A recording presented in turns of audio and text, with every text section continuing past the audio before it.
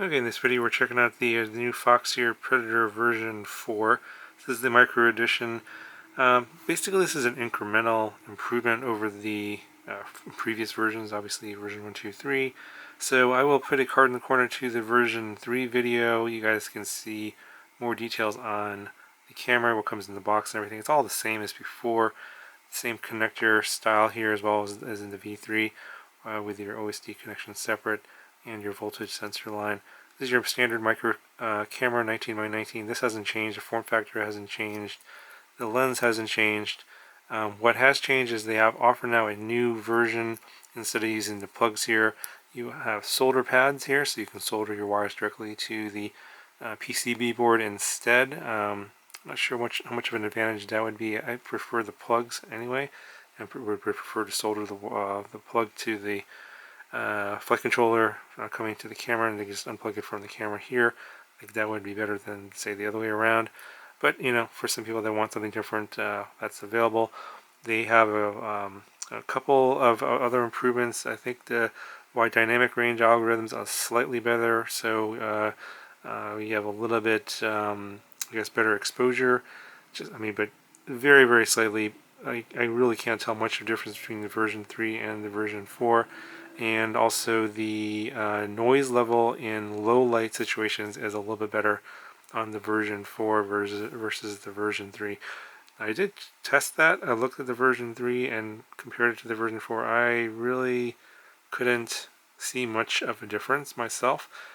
So yeah, I mean, whatever incremental improvement they made to the camera in terms of the firmware, it's quite subtle, not really that obvious. So I'm pretty sure they're not going to be making older versions anyway, and at the same price for the version 4. So obviously if you're looking to get a micro predator, then yeah, it's going to cost the same amount of money. It doesn't cost any more, and you're going to get the incremental improvements in the version 4. But if you already have a version 3, I'd say upgrading to the version 4 isn't really worth the money in my opinion, unless you absolutely want to have the latest version.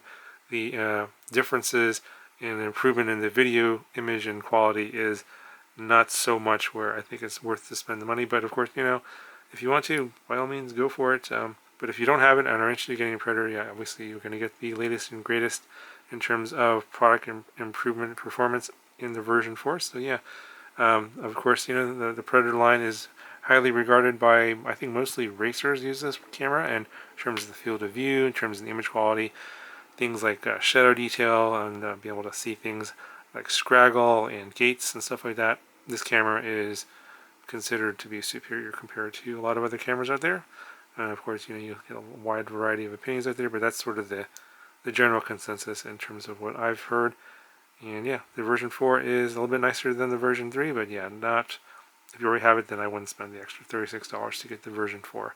Anyway, that's my conclusion on that. I'm going to show you my standard FPV camera flight at the park, and you can compare this footage with the version 3 footage. You can then just open up two browsers and see them side by side, and you'll see what I'm talking about.